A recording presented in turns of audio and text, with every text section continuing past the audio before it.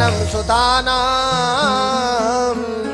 निशम्य घोरं परितप्यमाना तदारुदद्वास्पकलाकुलाक्षी तां सांत्वयन्नाह किरीटमाली।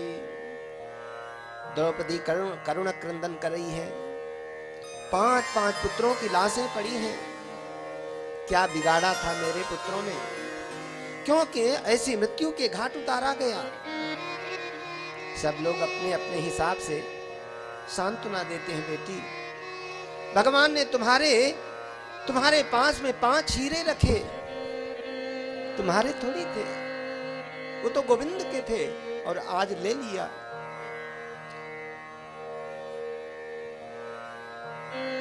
धैर्य धारण करो। लेकिन अर्जुन आए, बहुत दुखी हुए। उन्होंने कहा कि देवी, मैं ऐसे सांत्वना नहीं दे सकता।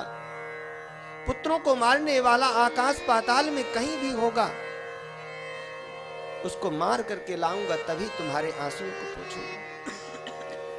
कन्हैया के साथ में रथ में सवार होकर के चल पड़े महाराज।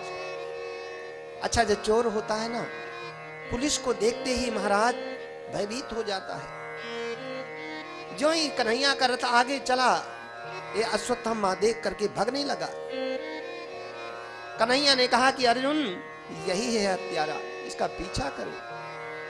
अब आगे आगे महाराज अश्वत्थामा जान बचाने के लिए भाग रहा है। पीछे पीछे अर्जुन ने पीछा किया। रथ में सवार होकर के चलते चलते महाराज जब थक गया, एक जलाशय के किनारे आकर के आचमन करके और ब्रह्मास्त्र का प्रयोग कर दिया अर्जुन को मारने के लिए।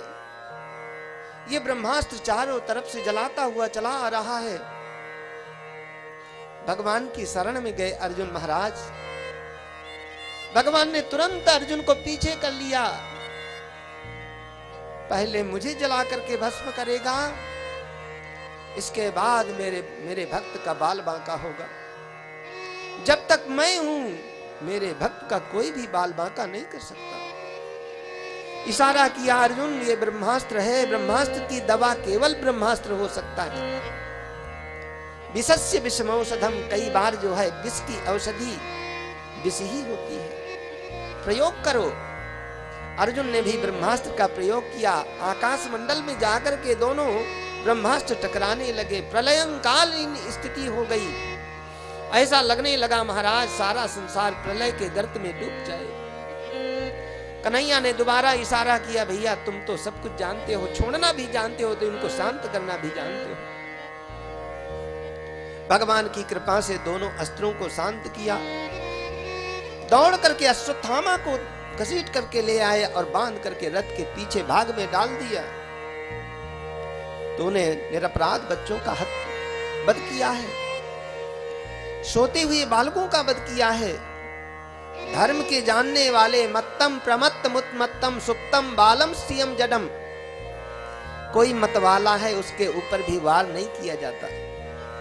अरे भाई, कोई शराब नशे में है, कई शराबी गाली देते यहाँ वहां घूमते रहते हैं, लेकिन जो बुद्धिमान है उनकी बातों पर ध्यान नहीं देते, क्योंकि वो समझते हैं कि ये गाली नहीं देता है, इसके अंदर जो है वो गाली दे रही है। एक बार कोई शराबी अपना बड़े सानंद से खड़ा था। सामने से अकबर की वो जा रही थी, सवारी जा रही थी। हाथी में सवार अकबर भी थे। उसने कहा, क्यों अकबरा, बता, हाथी बेचेगा? अकबर ने कहा कि भैया इसको लेकर के जेल में डाल दो। जेल में डाल दिया गया। अब अकबर तो पूरा सम्राट था ना, मजाल क्या कोई इस तरह कह दे। दूसरे दिन उसको बुलाया गया। बोले, क्यों, हाथी लेओगे? बोले, सरकार, हाथी लेने वाला गायब हो गया। जिस नशे में मैं हाथी चाहता था वो नशा चला गया। तो मत्तम प्रमत्त मुद्मत्तम, जो प्रमत्त है, मत्त है, सोया हुआ है, बालक है, स्त्री है, धर्म को जानने वाले ऐसे लोगों के ऊपर वार नहीं करते, और तुमने सोते हुए निरपराध बालकों का वध किया है।